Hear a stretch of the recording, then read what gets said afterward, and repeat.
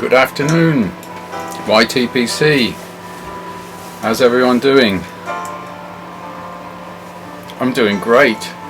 I've never had so many excuses to go and have a smoke in the shed. I've only had the shed 2 months. Yeah.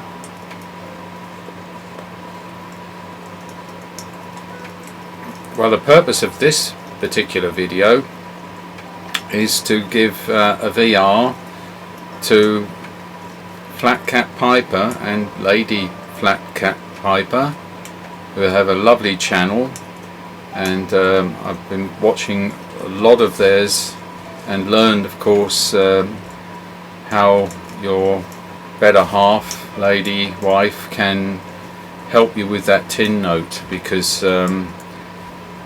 my sense of smell for tin notes is rather weak, and my wife, of course, as women tend to have a much better nose for that, describing it, so always take her advice. And I learned that from Flat Cat Piper and his now betrothed wife. Congratulations again to both of you.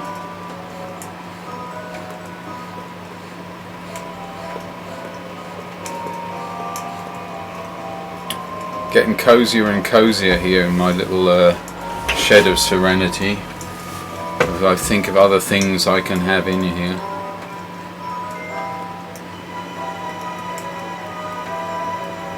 Zero degrees outside. The shed is now somewhere around 12-13 degrees, and we'll get up to about 18 or something, which is alright, you know, wearing a pulley and everything. Well, the question, of course, that Flat Cat Piper asked and was about the things you enjoy Christmas food wise.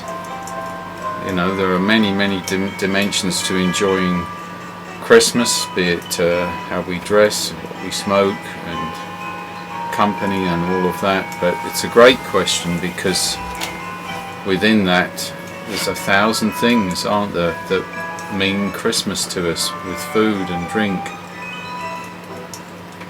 and music, of course. Well, one of the things I love, which my wife rolls her eyes at, is the Advent calendar. It's a very typical thing, not only in Britain, but I think lots of countries. And I pick up these very sort of, my wife says very chinsy ones, but ones with nice Christmas scenes on them. And after the 1st of December you can get them for, like, you wouldn't believe what price. Guess how much I paid for this? So I got it on the 1st of December and it said 50% reduced. You know what that 50% was? 1 franc. So $1.20, $1.10. Not much, huh? Of course, then the chocolates are rather modest. Let's have a look. Today is the 5th. I don't know about you, but when I'm opening these things I always think, oh, they've forgot today, it's not there. You know, it takes me ages to find it, but I've found the 5th here, and that's the chocolate. And I shall share with you this glorious moment where I actually find out what is printed on the chocolate. And today it's a little ribbon bow. You probably can't see that. It's either a gingerbread man that's been run over, or it's I think it's a bow and holly. You see it in relief. That's better, isn't it? Well, not bad, you know. I'm so excited to see what comes on the 6th.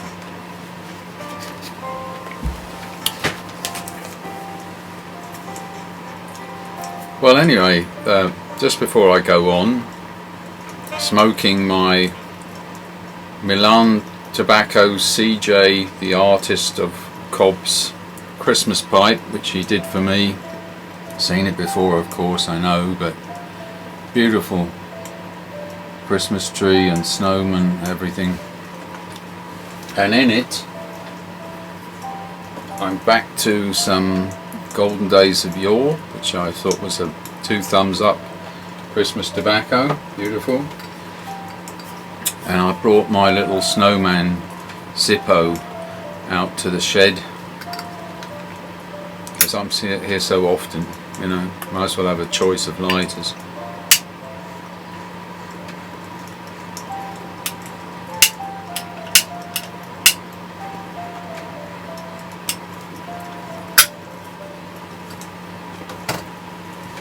Got a nice glass of Polybomb waiting for me. If you do buy this one, don't keep it in the fridge, because it gets so viscous and thick you can hardly get it out. It's more like an eggnog pudding, you know. But just keep it cool, but not. I left it in the shed overnight and it got a bit thick, you know. Well, back to the question. Well, if you're you know, born in Britain and raised there, the things that delight you at Christmas time are sort of traditional offerings. For example, this one, as I was a kid, you used to get your Christmas selection box stocking from Cadbury's. Now, as much as I'm a fan of Swiss chocolate in the pure sense, I think we're very good in some other countries, not only Britain, at making these kind of mixes, candy bars with all kinds of other stuff like nuts and raisins and all kinds of things in them, and these are rather good. And of course I try not to eat them myself now at my age, but I buy a bunch of these for our great nieces and great nephews who love these. Every Christmas, last 7 or 8 years I bought these, and they're always delighted to get them, even though it's not Swiss chocolate. And always, you know, it's a nice inexpensive little gift to give them so that they can enjoy Christmas and got things to look forward to. So that's definitely one of them.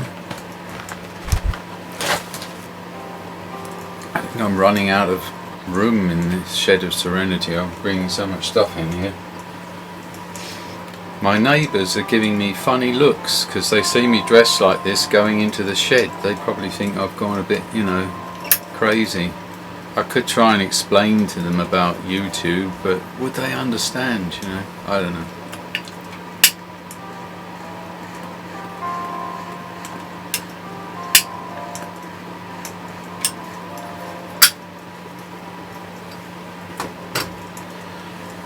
Well, the other thing that I personally like and actually eat at Christmas, and it's a great time for sweet things, and you all know I've got a sweet tooth, so you know about Christmas puddings and things like that, which I quite like if there's a lot of custard with it, because it's all full of raisins and fruits, and I need that sweet sea of custard around it. But the thing I really prefer are mince pies, and these I got from a little shop in Switzerland called Brit Shop, and they have all kinds of stuff that you get in Britain that you think, well, I can't find it here. So to save you having to go over and load up on that stuff for a fairly reasonable price, they offer you these things over here. I'm sure in America and other countries you've got those expat shops for, I know the Japanese have them, but probably I think people from Brazil, I saw a lot of them in New Jersey, where they bring the home goods over for people that say, I miss that, you know.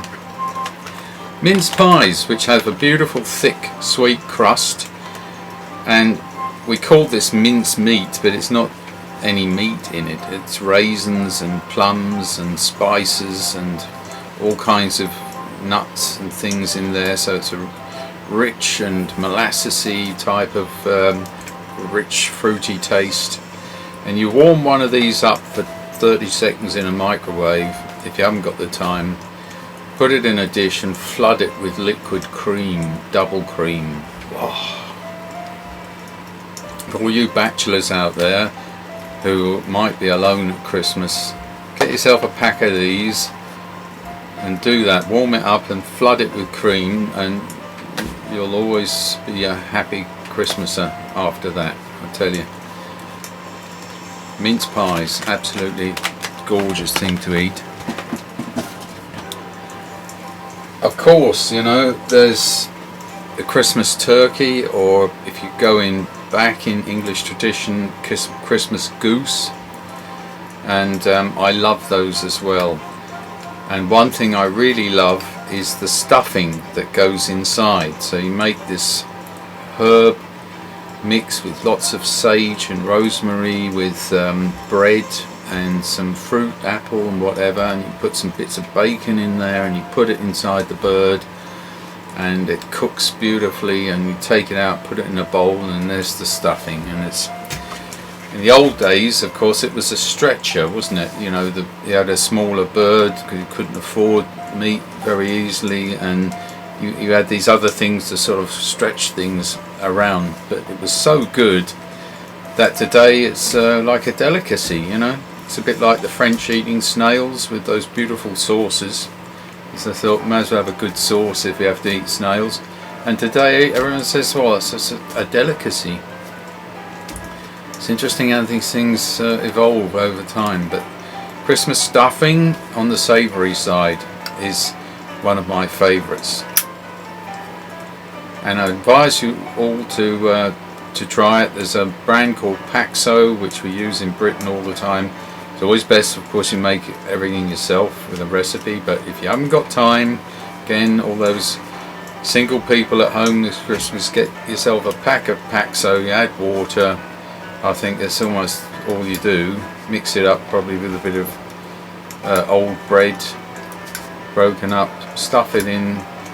My tip is add a little bit of onion and a little bit of bacon in there. Oh.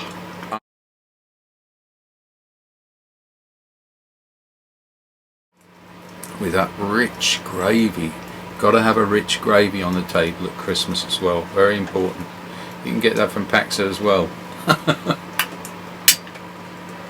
I'm very lucky to have an excellent, a lovely wife, and I love her very much. And one of her many talents is that she can cook beautifully and instinctively, with making a dish even over leftovers from yesterday that you would serve at one of the best restaurants. She's got that feeling for seasoning and everything, so she always makes her own stuffing, which is perfect.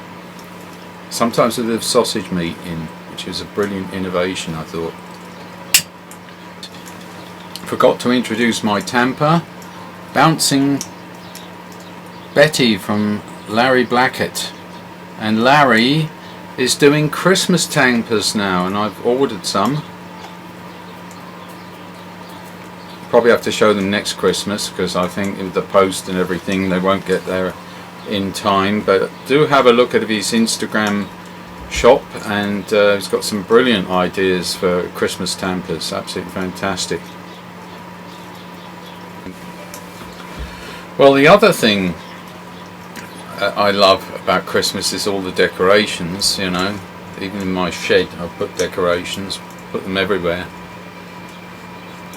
But let's go back to the dining table, which was based around the question how you decorate that. And a typical thing in Britain that you may know about are Christmas crackers. Christmas crackers! Well, what are Christmas crackers? They're basically a tube that you pull from both ends, and it snaps and makes a bang because there's a little tiny sort of cap in there, and for that reason you can't actually take them on planes. They say, oh no, explosives on planes. I mean, these are little tiny pop caps that make hardly any noise, but I got these also from my good friends at Brit Shop, and they have all kinds of little gifts inside, like, you know, didn't you ever always want a mini cheese grater, you know? It's usually not always useful stuff, you know, or key rings, of course, bottle openers, that kind of thing, little boxes to put other little boxes in, an egg cup. I haven't got that one yet, but you know, that kind of, and these are the deluxe ones, you know. You can get the cheap ones which have little plastic things in, which like a whistle or something, you know. And what I always love about these silly things is they're nicely decorated, for one at each sitting place around the table, so that's nice. And they have a little joke in them, you know. And I tell you, the jokes are always like weak, not really funny jokes that your uncle used to tell you when you was a kid, when everyone rolled their eyes and then ha ha, bloody ha, you know. And somehow these guys have got a team of joke writers who know they have to make these sort of not that good jokes. It's actually very hard to do that every Christmas consistently, but they succeed. It's fantastic. Of course they're in English, you know, and they're often plays on words, like puns, you know, and you know, so I always have to explain it to my relatives, which makes it even less funny, you know. But it has the desired effect that everyone goes, oh no, here he goes, Uncle Lester with his not very good jokes, you know. But I laugh at them, and then they laugh at me laughing at them, you know, so that's Christmas, you know. I do love this tobacco, you know, so easy. Even though it's got Virginia in it, it's very, very nice. Well, apart from, of course, good old eggnog, which you all know about now. Oh, by the way, cheers, and to Flat Cap Piper, Lady Flat Cap Piper, especially you two. Cheers, have a lovely Christmas.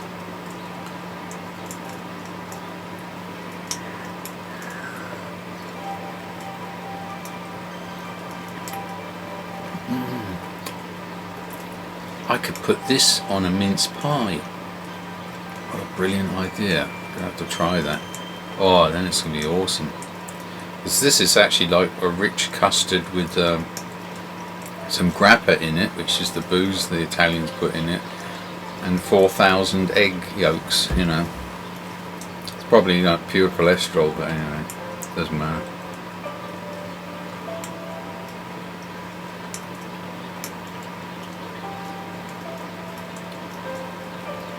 Oh, it's so good. I found a site in the United States which has it, but they were sold out, unfortunately. But you look around, you find all kinds of other different eggnogs. Where's Bouncing Betty? Right, well, that's my video reply. I hope you're all looking forward to the sweet and savoury delicacies of Christmas time coming up. And there's nothing wrong in the month of December to trying a few things out in advance. Take care, everyone. Look after yourselves, and till the next video. Cheers.